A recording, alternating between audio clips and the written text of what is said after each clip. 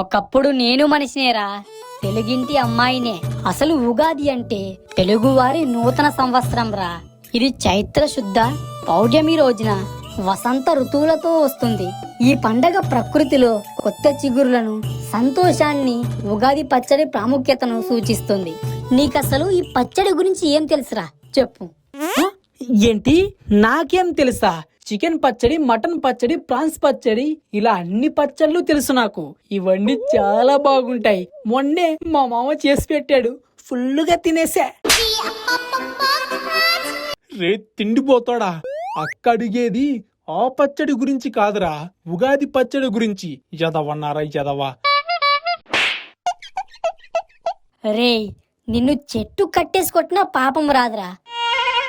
సరేరా, అసలు ఉగాది పచ్చడిలో ఏం కలుపుతారో తెలుసా? తెలవదక్క. కనీసం అందులో కలిపే పదార్థాలు దేన్ని సూచిస్తాయో తెలుసా? ఆహా, తెలవదక్క. మరేం తెలుసురా నీకు? మరేం తెలుసు? తినడం, తిరగడం, పడుకోవడం. ఇదే అక్క మా ఊడికి తెలిసింది.